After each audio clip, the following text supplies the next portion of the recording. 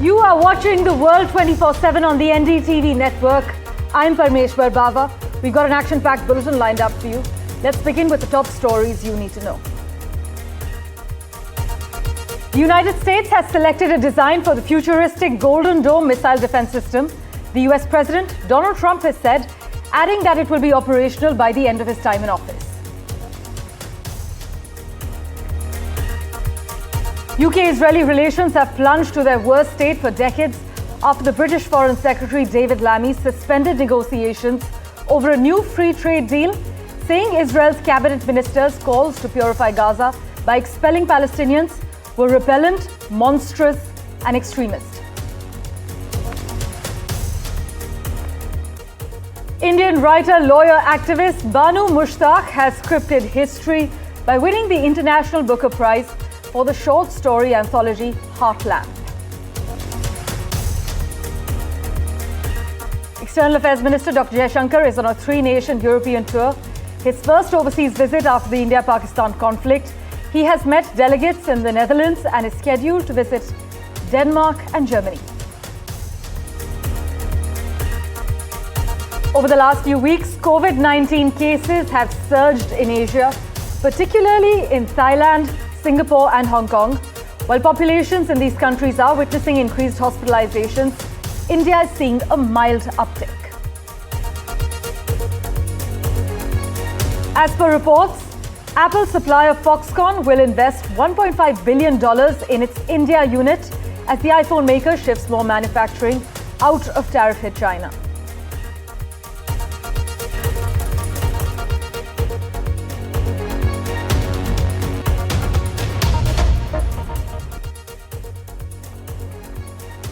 Well, what if America could actually shoot down missiles launched from space or intercept a nuclear warhead hurtling from the other side of the globe? Sounds like science fiction to many, but not to President Donald Trump.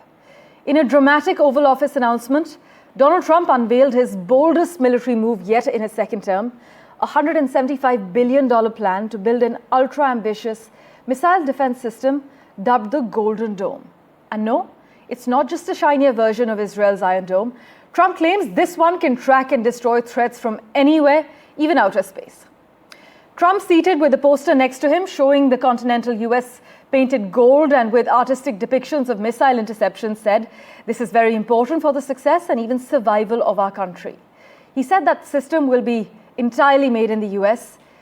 It's an evil world out there, the president declared, flanked by the Defense Secretary Pete Hegseth and US Space Force generals, as he sold his vision of a next-gen globe-spanning missile shield, a space-age umbrella to protect the American homeland.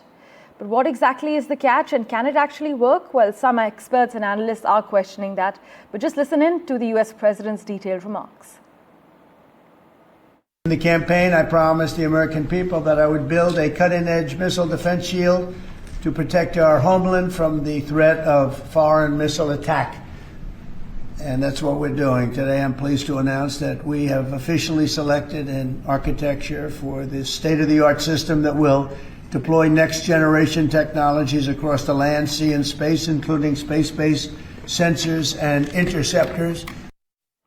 In other news, UK-Israeli relations have plunged to their worst state for decades after the British Foreign Secretary David Lammy suspended negotiations over a new free trade deal, saying Israel's cabinet minister's calls to purify Gaza by expelling Palestinians were repellent, monstrous, and extremist.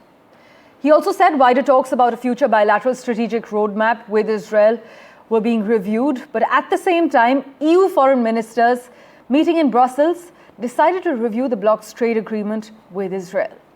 Before we go across to Ollie Barrett's report, listen in to what David Lammy had to say, followed by the EU foreign policy chief's reaction.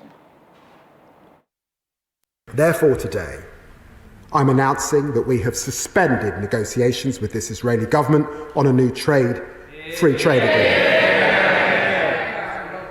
We will be reviewing cooperation with them under the 2030 bilateral roadmap.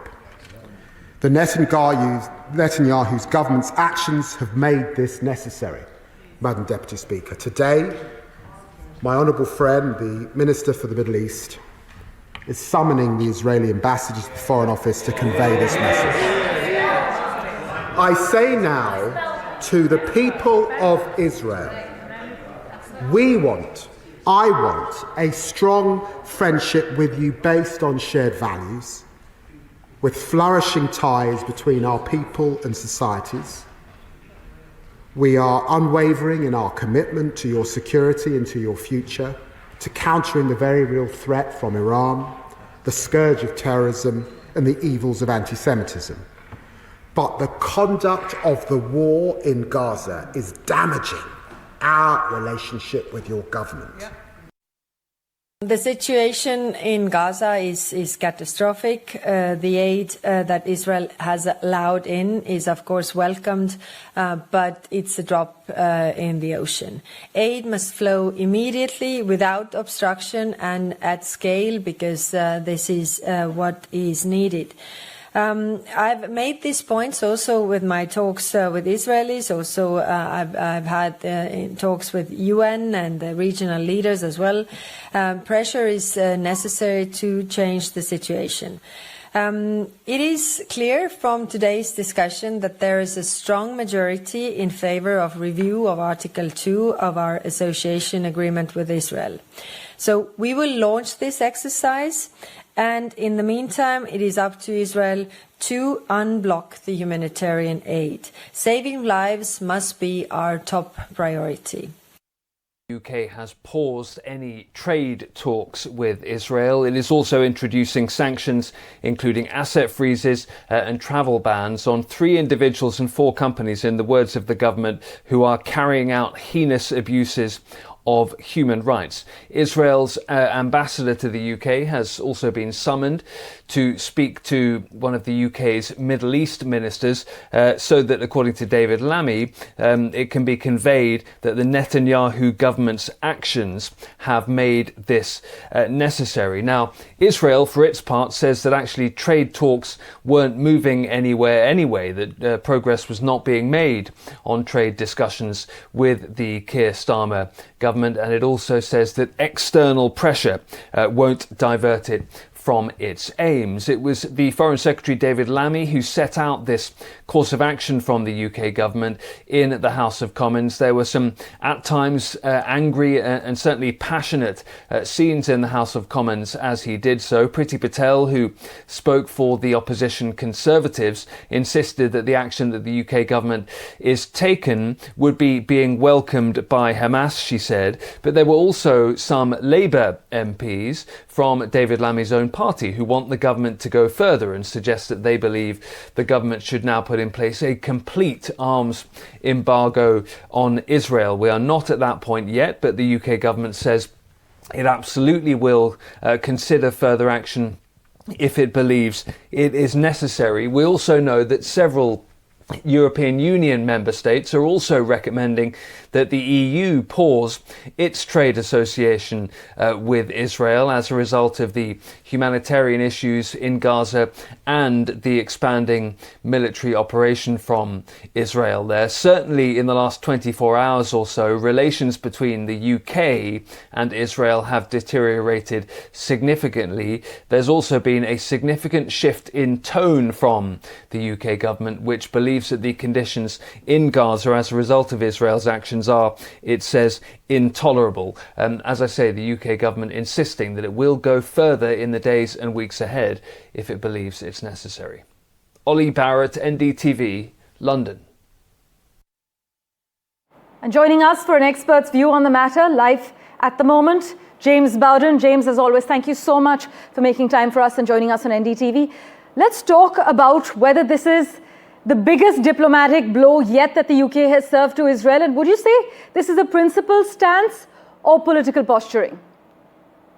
I think it's more posturing. They really need to go further, much further in their response. Israel has heard about sanctions ever since the beginning of this war, and they have either had the threat of sanctions, imposed sanctions, or some other move made during this war, as I said. And so what I would argue for is suspension of visas, travel visas, tourist, business, those kinds of things, even up to possibly the suspension of diplomatic relations for a period of time.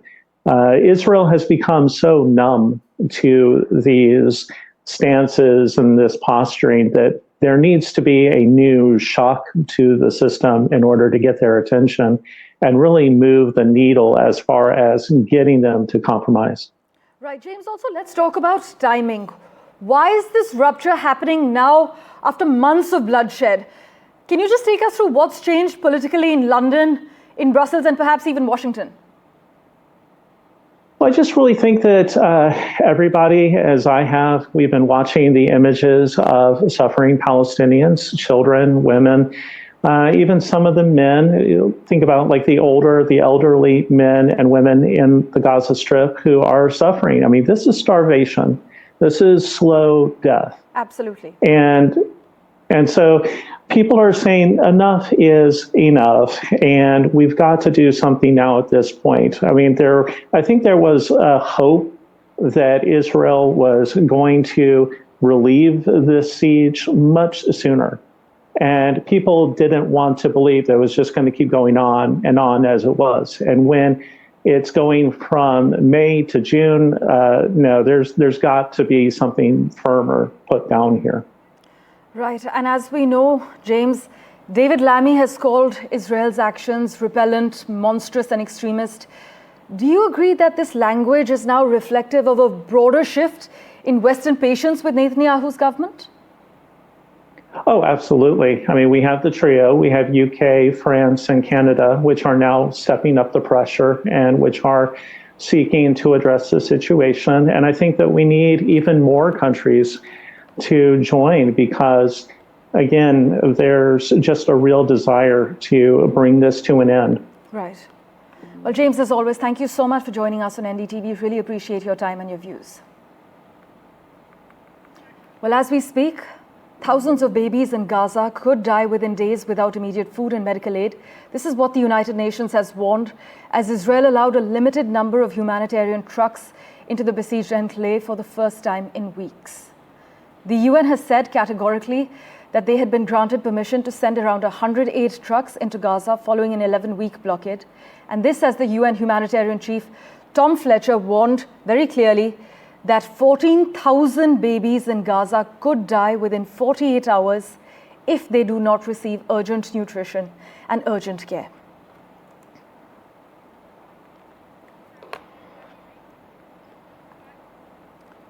The other crucial story we're tracking, the Indian diplomatic outreach on Operation Sindoor through the all-party delegations' visits.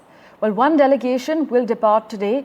They will start with the first of the 7 delegations that are set to leave for the United Arab Emirates. And over the next 4 days, till the 25th of May, the remaining 6 delegations will also leave the country to address audiences, policymakers, and elected representatives in several other countries. In all, as we have been covering with my colleague Aishwarya Jain, the delegations will visit 32 countries to convey New Delhi's stance on terrorism following the deadly Pahalgam attack and Operation Sindoor. As you can see, Aishwarya is with us this morning with a quick update. Aishwarya, thanks so much for making time for us this morning. The first team, as we're given to understand, leaves for the UAE today? Well, that's right. The first of the 7 multi-party delegations which will travel to international capitals of different countries to articulate India's position will leave today for United Arab Emirates. It is Srikant Sindh's delegation that will head to UAE and will also visit and Liberia. The other members will be traveling in this particular delegation are Madan Parmeshwar Bawa, Shashwat Patra, E.T. Mohammed Bashir of the IUNL, and Mr. Suzanne Chinoy. Remember, it is yesterday. The first briefing by the Foreign Secretary Vikram Mukti was concluded in the Parliament, and it was stated to all the members that how the closure was given to them as far as Pakistan involvement in terrorism activities, just not in India, but across the world in so many years, so many decades. And this is not a few years that Pakistan has been involved in Pakistan terrorism. And it is these delegations will be meeting their counterparts, in different cities. Their officials There are former ambassadors in every delegation. Amy will be briefing them to them time to time as far as what and how India's stance should be put forward in front of these different countries so that Pakistan can be completely isolated on its side. Aishwarya, as always, thanks so much for joining us with the lowdown. And the other big headline we're tracking, Indian writer, lawyer, activist Banu Mushtaq has scripted history by winning the International Booker Prize for the short story anthology Heart Lamp. It's the first book written in the Kannada language, which is spoken in Karnataka, to win the prestigious prize. The stories in Heart Lamp were translated into English by Deepa Bahasti and featuring 12 short stories written by Ms. Mushtaq over 3 decades from 1990 to 2023. Heart Lamp actually captures the hardships of Muslim women living in southern India. My colleague Deepak Bopanna has been tracking the finer developments for us. He joins us live at the moment. Deepak, a big moment for the country and Ms. Mushtaq as she scripts history. Absolutely. It's a massive moment. This is, of course, one of the most prestigious awards out there, and an Indian winning that, of course, is a big feat in itself. She hails from Karnataka. You know, her works have been awarded in the state as well here. She's written at least about 6, short stories, novels, essays, and even poetry for several years now. The Karnataka Sahitya Academy, of course, has awarded her. She's been a renowned writer in Karnataka. She's written on several interesting topics, and that's what sets her apart. Like you, of course, mentioned, be it on the aspects of caste, on the aspects of community, on the aspects of patriarchy, and more. There have been various concepts that are deep-rooted. It's somewhere a sense of belonging to some of the writings that she has. And it has been appreciated across the country. And now, with her book, which was written predominantly in Kannada up until now, being translated by author Deepa there and being published in different parts of the world, recognition coming internationally as well. As always, Deepak, thank you so much for joining us with that crucial update. Meanwhile, External Affairs Minister Dr. Jaishankar is on a 3-nation European tour, his first overseas visit after the India-Pakistan conflict. He has met delegates in the Netherlands and is scheduled to visit Denmark and Germany. And Dr. Jaishankar explored opportunities in semiconductors, artificial intelligence, green hydrogen with the Netherlands. He also had high-level meetings with top Dutch leadership, including their Prime Minister and Foreign Minister.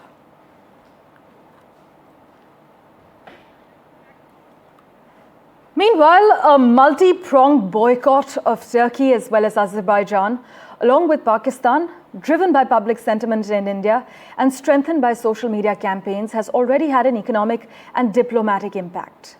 In case you didn't know, Turkey and Azerbaijan, that are also popular budget holiday destinations for Indians, have both issued statements backing Islamabad in the conflict. In fact, reports now state that the clamor to ban the import of even apples from Turkey, which supports Pakistan in India's fight against terrorism, continues to grow louder.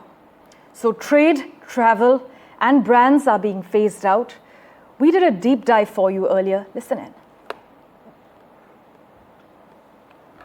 In the aftermath of the Pahalgam terror attack and during Operation Sindoor, diplomatic lines were clearly drawn.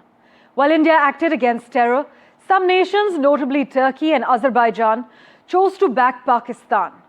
Well, now India is responding not with rhetoric, but with decisive economic and commercial measures. So in this report, we look at how Indian businesses, government bodies, and consumers are gradually but firmly cutting ties with nations perceived to be unsupportive of India's national security concerns. On the 2nd of May, the Indian government formally halted all imports from Pakistan, including those routed through third countries.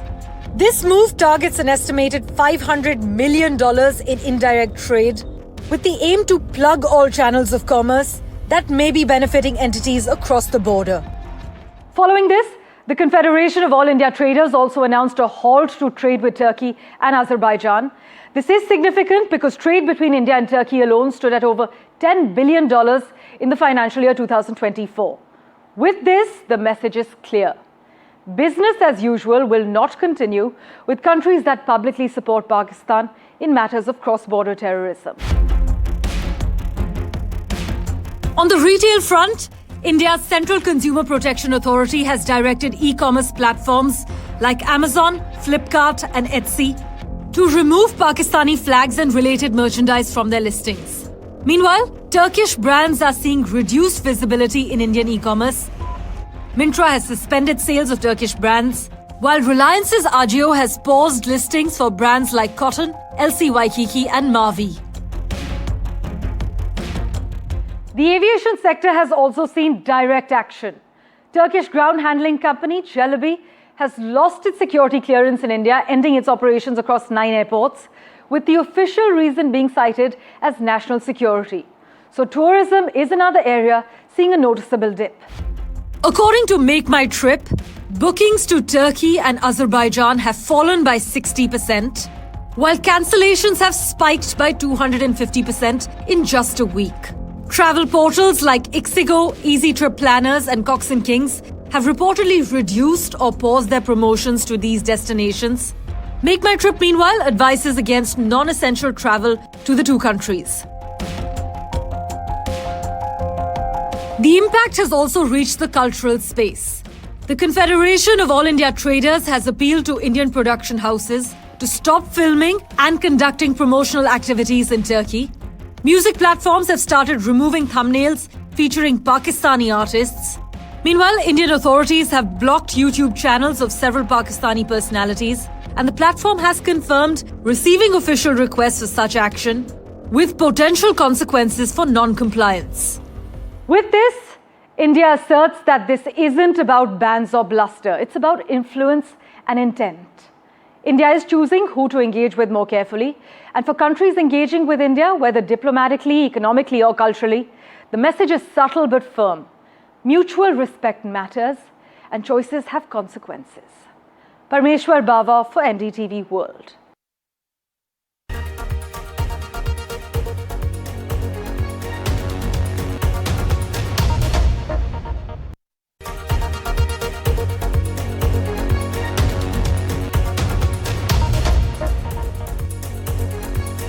Welcome back. Let's take you through the recent surge in cases of COVID-19 in South Asia. Well, Thailand, Singapore and Hong Kong are all witnessing a recent surge in cases of COVID-19.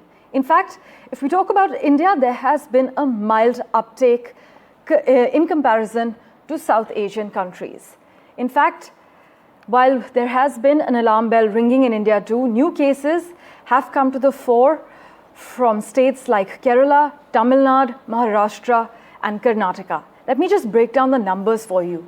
According to the statistics displayed on the Ministry of Health and Family Welfare's website, India has 257 active COVID cases at present. If you take a look at that map on your screens at the moment, Kerala's leading the tally in terms of COVID cases. We've got Tamil Nadu showing quite an uptick in cases, even Maharashtra, Karnataka, Delhi, Gujarat, Haryana and Sikkim. In other crucial news, Apple is accelerating its efforts to move a significant portion of iPhone manufacturing out of China. The goal is to produce most of the iPhones sold in the United States from India by the end of next year. And this shift, as we have covered, has sparked criticism from US President Donald Trump, who recently urged the Apple CEO Tim Cook to stop building new factories in India and manufacture in America instead. But there are reports that state that Honhai Precision Industry Co., the main assembler of Apple's iPhones, has committed $1.5 billion to its Indian subsidiary. This is what an Economic Times report states. The investment was made through its Singapore-based unit, according to a stock exchange filing that was seen on the 19th of May, which is Monday.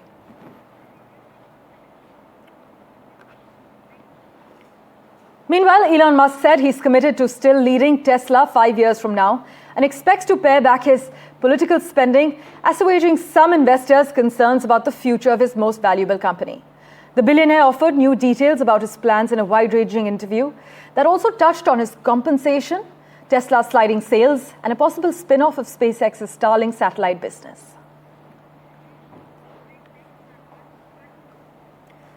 Thank you for investing your time and watching this edition of The World 24/7. As always, we'll keep tracking the latest for you. Do stay tuned.